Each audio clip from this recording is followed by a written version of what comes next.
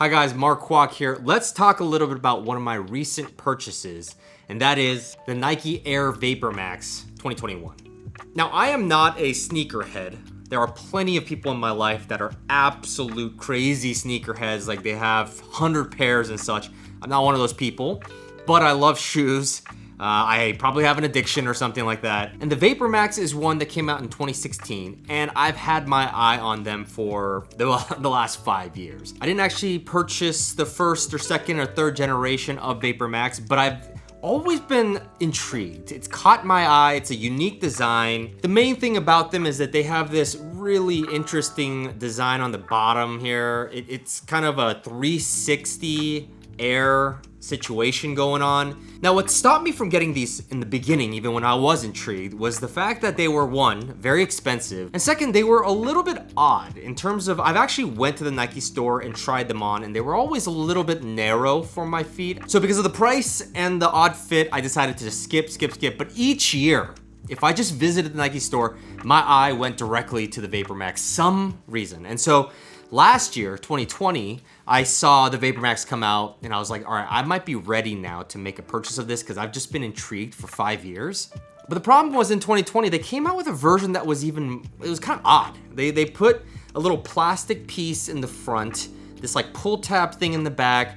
It just kind of veered a little bit away from what I was comfortable with. And so I was like, all right, maybe VaporMax might not be, again, it's just something that's not for me. And then recently, I walked yet again into a Nike store, 2021 this time, and I saw these bad boys. I liked this colorway. This is the white, black, metallic, silver, gray fog or something like that. It's a ridiculous name. Not to mention, I also had a coupon for Nike, like 30-something% off. I was like, all right, maybe this is the year I finally go and do this. So I've had a chance to extensively wear them, basically exclusively, for the past several weeks, and I want to give you my thoughts. Let's talk about pros first.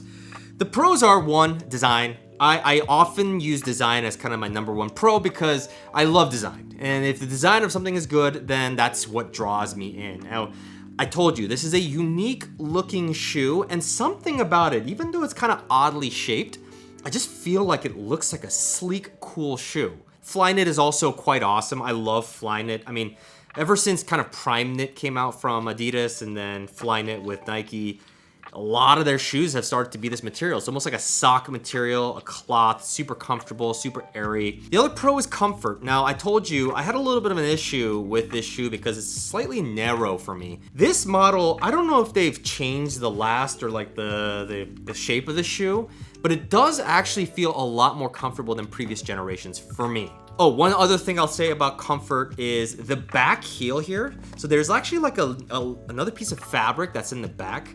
This thing is awesome, and it gives you this extra cushion in the back. I still do feel like there is a bit of a pressure point, I'd say, kind of in the inside part of your heel. So I guess like this area, if you kind of look here, if you have particularly wide feet, it may bother you. I thankfully feel like it doesn't really bother me, but I feel it, right? Like there's a little bit of pressure, but you know, I've worn these extensively over the past couple weeks and haven't had any issues. So yeah, that's what I love about the shoe. Now there are some cons though. The first con is actually kind of an odd one, and that is that this shoe is quite squeaky.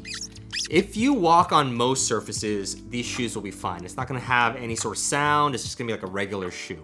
But sometimes when you're on kind of like a marble floor or you're onto a floor that's like a bit more, I don't know, polished, you're gonna get this really loud squeak. It's actually quite significant. I'd say that if this is going to mortify you, maybe stay away.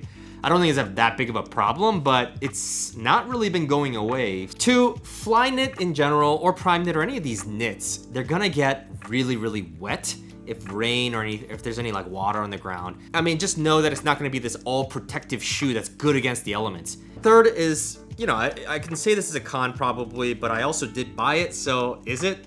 It's the price. I had a 30% coupon, so that's the reason I felt okay buying this. But if it were full price, I mean, honestly, looking back, I might even still pay full price because I do really like these shoes, but it is an expensive shoe.